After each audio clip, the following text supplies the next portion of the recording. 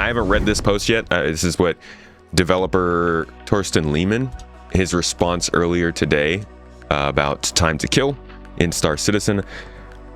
To give you an idea of who Thorsten Liemann is, just to like remind you, this is Thorsten. The refining method that you will have on your ship.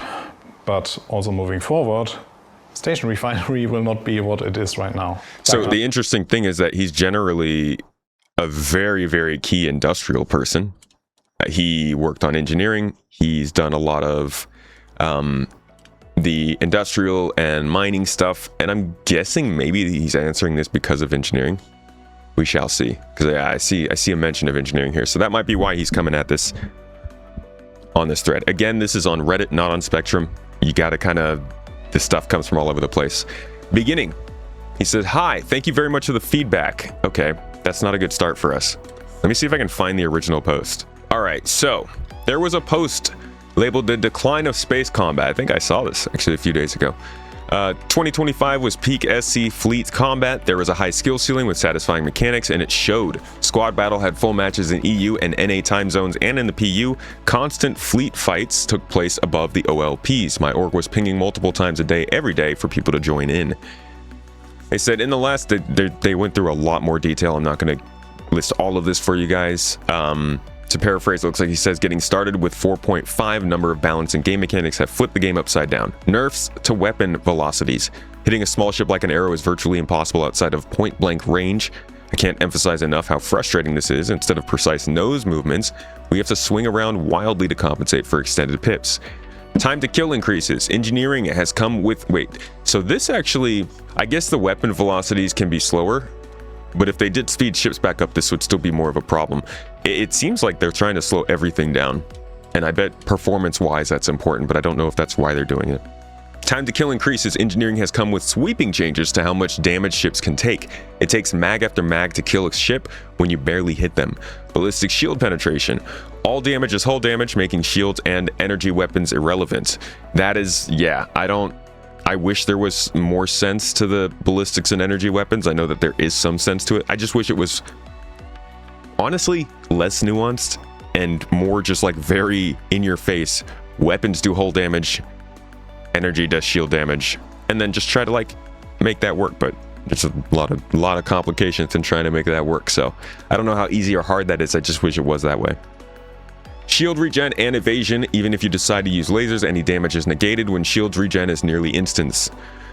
Armor mechanics. There are very few viable weapons and ships. Only certain weapons can reliably damage anything you might run into, and only so many fighters that can equip those S4s and S5s. This has made entire classes of ships pointless.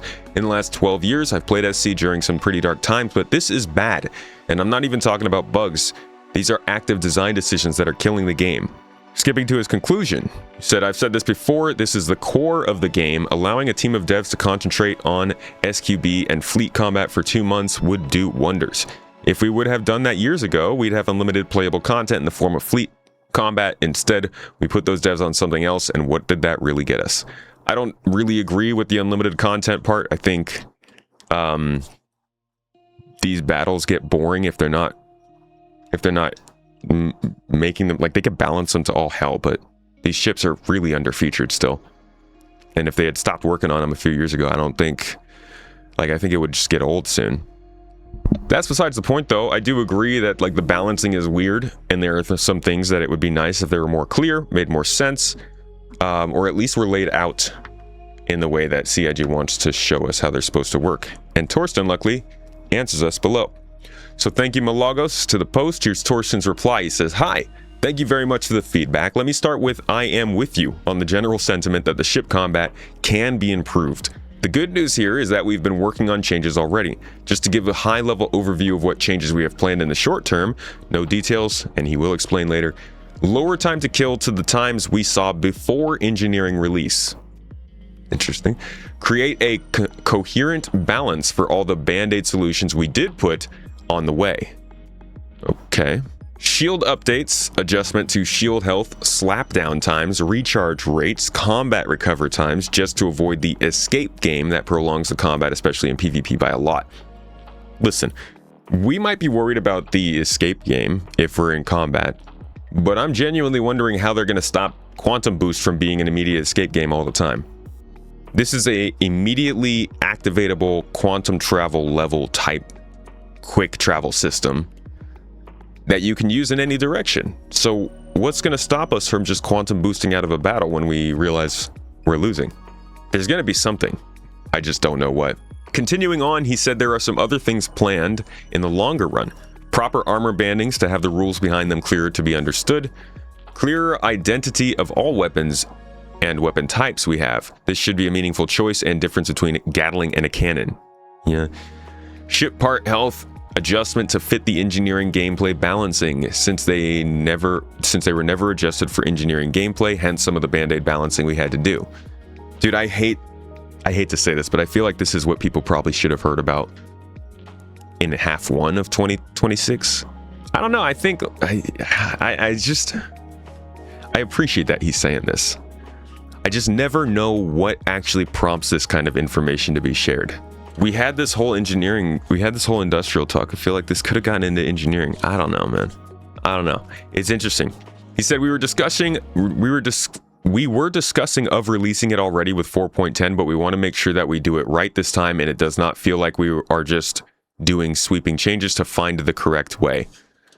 I got to take us back to some of those combat changes. Yeah, we've had several talks about this kind of stuff. See, here's a Star Citizen Live where we talked about vehicle gameplay, design, and balance. Let's see. Fighter balance. Like their roles overlap and their counter relationships are unclear. Will there be a rework to better differentiate them? Short answer to that is yes. But the long answer is... Yeah, it's Thorsten again. That's him on the left. Is... they are relatively close. So our light fighters are actually pretty heavy and pretty big, themselves. So it's no surprise that that kind of range of ships, it does blur the lines. But we've been putting a lot of work, over the past 12 months on the new flight model, and we're really working on how we make these ships interact with each other in different ways.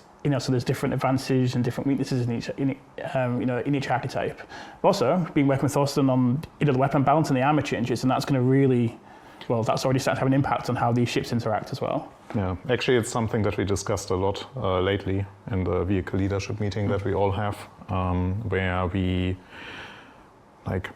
so we need to treat fighters more as its own bucket.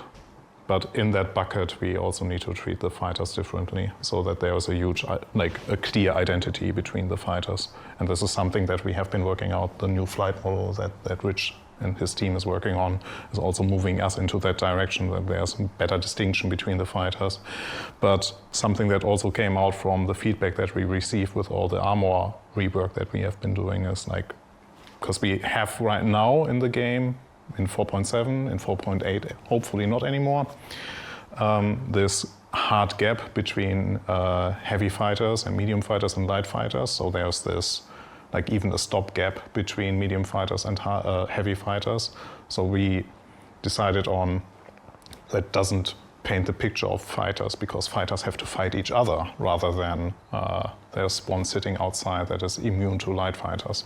So one consequence of us discussing in there was also bringing that closer together, but still maintaining perceived differences between these fighters. So there's still a meaningful choice that then also plays into all the content that we are doing now for. So they're talking about it. They did talk about this. Good that we found that. There was some discussion about the balancing, but not a ton of detail. And I don't know if it was necessarily... I think the talking in the Star Citizen Live is good, but also some kind of visual of how that's happening. Maybe a tech preview test. I don't know. There's I guess these questions come up because generally when it's discussed like that, they're not really answers to these specific questions. It's more high-level general, yeah, we were having meetings about that, which still leaves people questioning. He continued by saying one of the reasons he doesn't want to share details here, since it affects more than just the space combat. Just to give an example, that lower TTK will have an impact on the mission completion time. Therefore, the mission difficulty and then ultimately the economy of the game, since faster mission results in faster money. Just a very high-level example for you to understand what we were thinking about this time for this rebalance. Our goal is to also give it more time in testing internally and externally so that we can nail it down. From my point of view, this will help us tremendously in the long run. We really want to make sure that we have a solid basis for our ship balancing, which in all honesty, we might have weakened over some time now. That is that's a solid admission to make. As somebody who was like, hey, let's wait and see what they're gonna do with the whole master modes moves, I think we can say at this point that this has not worked out. At least it's not necessarily just the actual master mode itself, but the balancing afterwards. Like, there was a lot of talk about how much balancing was going to happen with fighters for specific roles, for how they would fight each other based on these ship rebalancing. And I think it's been not as good. The players are really enjoying the different roles that we've got. The interceptors are quite successful. There's been some pretty good feedback around the Buccaneer. We've probably still got a little bit of work to do around the Lightfire class and 1v1s, but other than that, it's been pretty good. It means you can stay close. Like, I mean, there were differences being made, but this is 2 years ago, right? That they're talking about balancing and making the rolls, and it's looking pretty good. And now here we are. It's been weakened over time. And as much as this is also good to see that they're talking about this, most people are going to read this and think, okay, well, is it actually going to happen? So we'll see. If they were thinking about getting this in the 410, then obviously it's something that's in the near term. I really think this should be in a tech preview by now, just to make sure that it's not messing with the PU. But maybe we'll see it in the PTU soon. Let's continue and see what he says. From my point of view, this will help us tremendously in the long run. We really want to make sure that we have a solid basis. I already read that too. I already reached out to some folks for bespoke feedback, and we will send out some communication once we go into public testing. All right. This will probably be either a tech preview or PTU, not my call alone, therefore no promise from my side. So if it's not in the tech preview by now, I don't really feel like it would be in 4.11. They did try to do the tech preview with the instancing, and then obviously it didn't make it for 4.9. I feel like the tech preview should always come a full patch cycle before the patch they're trying to get it in. He said, I can guarantee you though that if it would be for me, you would already be testing it. Always happy to get feedback we can use to improve our game, so posts like this help a lot. Repeating, thank you. So that is, he also said turrets are on the list, and replied one more time here. He said, since I saw some comments in here, let me shed some light on the TTK. Again, take what I say now with a grain of salt, but this is the overall intent we want to see. Time to kill in fighter-to-fighter scenarios should be lower. Time to kill against larger ships should either stay or get longer to put to allow the engineering gameplay actually to happen. This again is a more complex matter since we are looking more into time to disable rather than time to kill, which is, yeah, in all honesty, especially for engineering, there are still a lot of things we want to see come reality. Wear and tear is the one that I want to see rather sooner than later, for example. Hope this gives some more context on time to kill, so I hope I could make it clear that we want to make interesting and engaging fights between fighters, but want to give room and time for some proper multi-crew gameplay for all the stories you can tell us. Dude, that's it's a tall order, man, because like you think about the things that you have to do to make time to disable work in this game. Bounties go out the door, or you have to redo the missions. Suddenly you can't just have a bounty end because somebody blew up the ship. Do you have the bounty end because they disabled the ship? Or do they get that bounty back to a jail cell somewhere? So then do you wait for Bounty Hunting V2 to come online so that you don't have to redo a system twice? Or do you just put in some weird half version of getting the bounty away? Do you just give them a bounty when it's disabled? And when do you change that? There's just a lot of complications when you go from, oh yeah, all the ships can explode and look really pretty, to you got to disable the ship, get on board and kill them. Or put them in handcuffs and take them away. It's crazy. So time to move, or time to kill, time to disable, it is in the conversation, and something about it is going to be in the pot, getting stirred over the next couple months. Who knows what patch it might pop up in, but I'm hoping we see a tech preview for this sometime in the next couple weeks. Either way, your latest.